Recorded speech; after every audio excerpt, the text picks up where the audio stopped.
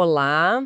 Hoje a gente vai mergulhar fundo numa figura que, olha, talvez não seja tão famosa quanto um Platão ou Aristóteles, mas que é, assim, absolutamente central para a história da filosofia. Totalmente central. Al-Farabi. A gente recebeu um material incrível, tem um artigo acadêmico super denso sobre a falsafa, que é a filosofia árabe, Isso. a página da Wikipédia e um site que cataloga as obras dele. E a nossa missão aqui é entender quem foi esse homem, por que, afinal, ele ganhou esse apelido de segundo mestre. Que não é pouca coisa, né? De jeito nenhum, vindo logo depois de Aristóteles. E como o pensamento dele construiu essa ponte entre a Grécia Antiga e, bom, tudo que veio depois. E é impossível entender Al-Farabi sem entender o mundo dele. Ele é a figura-chave da falsafa. Certo. Que é essencialmente essa tradição riquíssima de filosofia que floresceu no mundo islâmico, bebendo direto da fonte grega. Mas ele não foi só um filósofo, sabe? O cara era um polímata. Um gênio completo. Exato. Ele viveu no auge do Califado Abássida, lá pelo século X, em cidades como Bagdá, que na época eram, assim, o epicentro do conhecimento mundial. Era uma explosão de ciência, arte. Uma espécie de Vale do Silício da Idade Média, mas para tudo. Exatamente isso.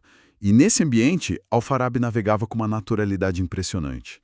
Num dia, ele estava, sei lá, escrevendo sobre a lógica de Aristóteles. Aham. No outro, compondo tratados sobre música. E no seguinte, desenhando a estrutura de uma cidade ideal. Ele ia da metafísica à política sem nem perder o fôlego. Então vamos começar por aí, pelo homem. O nome de batismo era um nome enorme. Abu Nasser Mahomet Ibn Mahomet Al-Farabi. Isso. Ele nasceu por volta de 870, numa região que hoje ficaria ali pelo Uzbequistão, Cazaquistão. Mas o lugar onde ele realmente se formou foi Bagdá. Ele se mudou para lá. E mergulhou de cabeça. E esse é um ponto importante. O ambiente de Bagdá era incrivelmente cosmopolita. Um dos principais professores dele, por exemplo, foi Ibn Haylan, um cristão nestoriano. Quer dizer, o conhecimento não tinha fronteiras religiosas, né? Nenhuma. Era uma busca universal. E ele absorveu tudo. Lógica, medicina, matemática, filosofia. E tem uma curiosidade que eu acho incrível. O nome dele Sim, deixou uma marca na nossa língua, não é? A palavra alfarrábio, exato. que a gente usa para falar de um livro velho, né? Um livro antigo, empoeirado, valioso. Um calhamaço cheio de sabedoria. Pois é, vem direto do nome dele, de alfarrábio. É a homenagem perfeita. É mesmo. E a vida pessoal dele tem um contraste que eu acho fascinante. Ele escreveu tratados importantíssimos sobre política, sobre como o Estado deveria ser. Certo, sobre governar. Exato. Mas, pelo que as fontes indicam, ele mesmo nunca quis um cargo público. Ele era um homem do pensamento, não do poder. E músico também, né? Que músico! Escreveu o Grande Livro da Música, uma das obras mais importantes sobre teoria musical da Idade Média. E o final da vida dele é quase poético. Depois de viver em vários centros intelectuais, Alepo, Cairo, ele foi para Damasco. E como ele terminou os dias? De uma forma surpreendentemente humilde. As fontes dizem que ele morreu por volta de 90-50, trabalhando como guardião de um jardim. Nossa, É uma imagem poderosa, não é?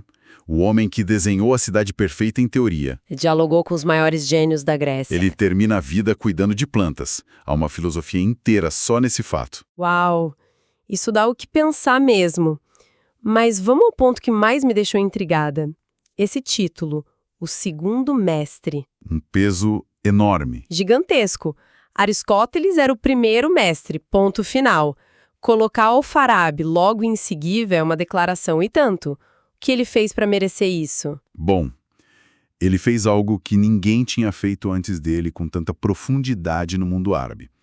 Ele não só traduziu ou comentou Aristóteles, ele pegou a lógica, a metafísica de Aristóteles e reestruturou tudo. Deixou mais acessível. Acessível e mais profundo. Mas o verdadeiro golpe de gênio dele foi outro.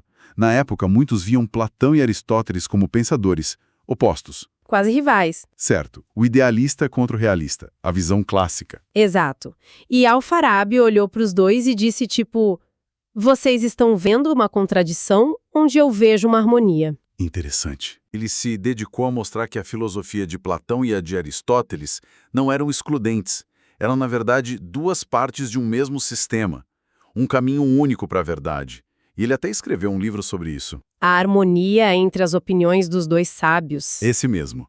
Ele criou uma síntese que era nova e, assim, incrivelmente poderosa. Ele não estava repetindo, ele estava criando. Essa ideia de harmonizar os dois já o coloca num patamar diferente. Mas isso por si só justifica o título de segundo mestre? Deve ter algo mais, uma contribuição específica. Sim, tem. E aqui a gente entra numa das ideias mais influentes de toda a história da filosofia, sem exagero. Ok. Ele pegou uma semente de ideia em Aristóteles e a transformou numa árvore. Al-Farabi foi o primeiro a traçar uma linha clara, distinta entre essência e existência. Certo. Vamos mastigar isso. Essência e existência. O que isso quer dizer na prática? Significa que saber o que uma coisa é, a sua essência, Uhum. é totalmente diferente de saber se essa coisa existe. Pensa, sei lá, num unicórnio. Ok, unicórnio. Você consegue descrever a essência dele perfeitamente. Um cavalo branco, um chifre em espiral na testa, a essência é clara. Sim, completa. Mas isso não nos diz absolutamente nada sobre se existe de fato um unicórnio pastando em algum lugar. A existência é uma outra questão. Entendi. A ideia de unicórnio e o fato de um unicórnio existir são duas coisas que não dependem uma da outra. Exatamente. E parece uma coisa abstrata, mas pensa no impacto disso. Antes dele, a filosofia podia ficar presa em debates sem fim sobre conceitos. Ele basicamente deu aos pensadores uma ferramenta para dizer: peraí, a gente está discutindo a ideia de algo ou se esse algo de fato existe? Ele limpou o terreno, por assim dizer. Limpou o terreno para séculos de filosofia. Gigantes como Avicena, no mundo islâmico, e Tomás de Aquino, no mundo cristão, construíram seus sistemas sobre essa base lógica que ele solidificou. Foi revolucionário. E essa imersão toda no pensamento grego, de buscar humanizar, de aprofundar a metafísica, isso foi bem recebido por todo mundo na época? De forma alguma, de jeito nenhum.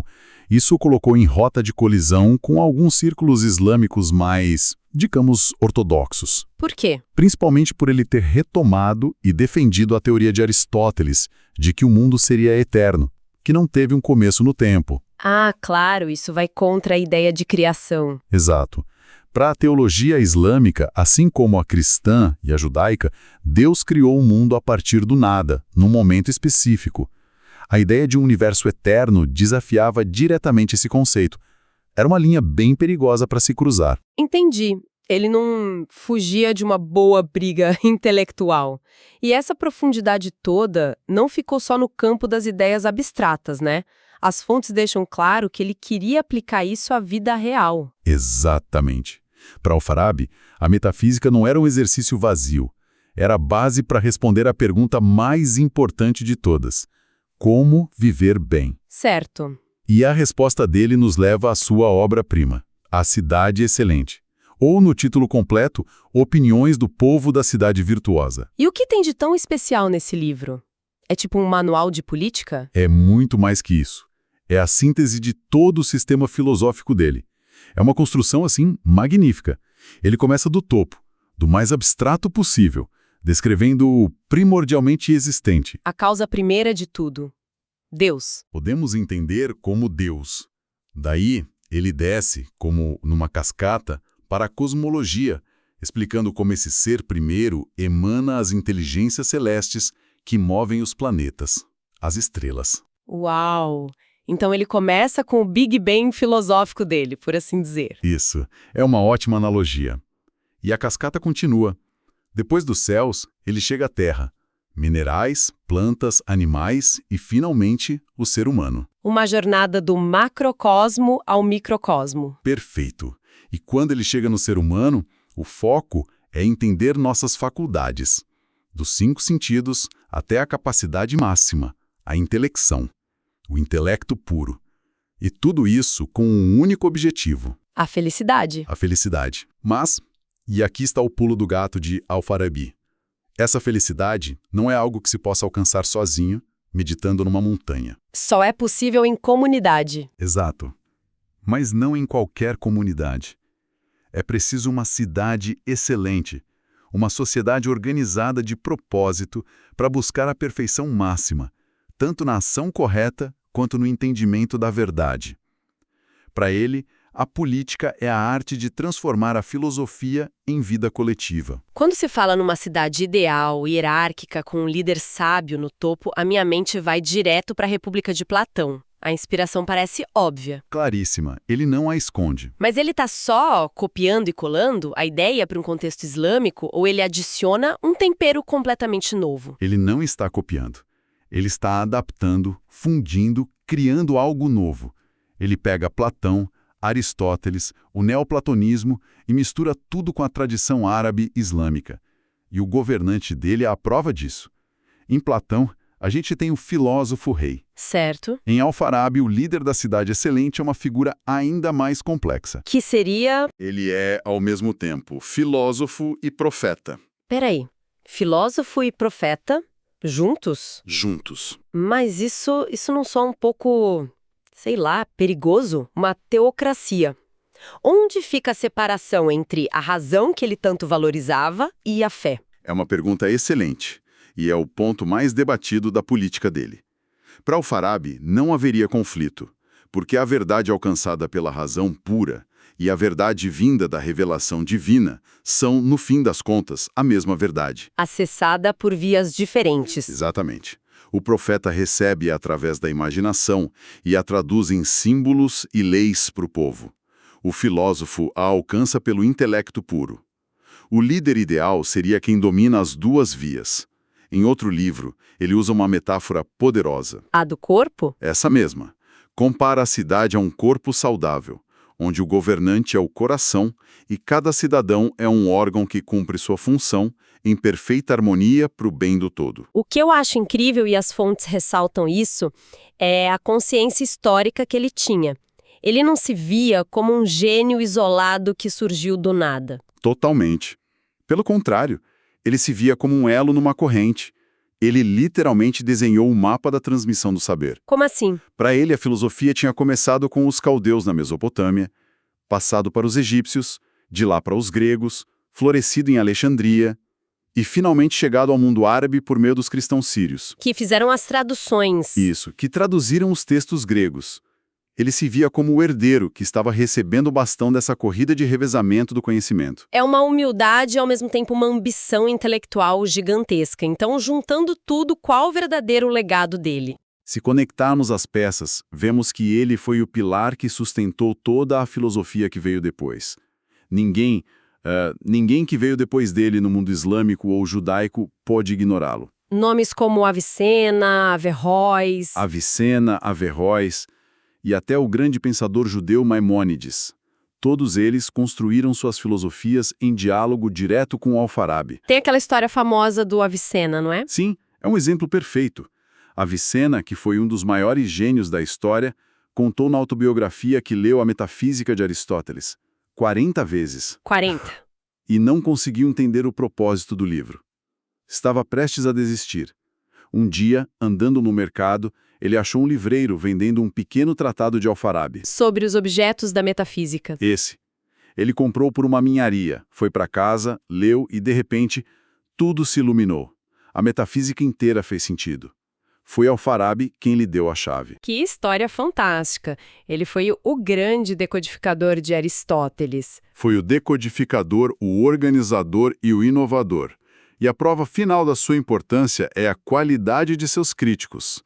Um século depois, o brilhante teólogo Al-Ghazali sentiu que a influência da filosofia grega tinha ido longe demais e escreveu um livro famoso, A Incoerência dos Filósofos, atacando diretamente as teses de quem? De Alfarabi e Avicena. Ou seja, você sabe que é importante quando alguém escreve um livro inteiro só para tentar te refutar. Exatamente. Isso mostra que ele estava no centro do debate. Resumindo, então, Alfarabi foi esse construtor de pontes entre Platão e Aristóteles, entre a razão grega e o mundo islâmico, entre o pensamento mais abstrato e a reflexão mais prática sobre a cidade ideal. Um pensador completo que definiu conceitos que usamos até hoje e que imaginou uma sociedade dedicada à busca da excelência. Sem dúvida. E o pensamento dele nos deixa com uma provocação muito atual, na verdade.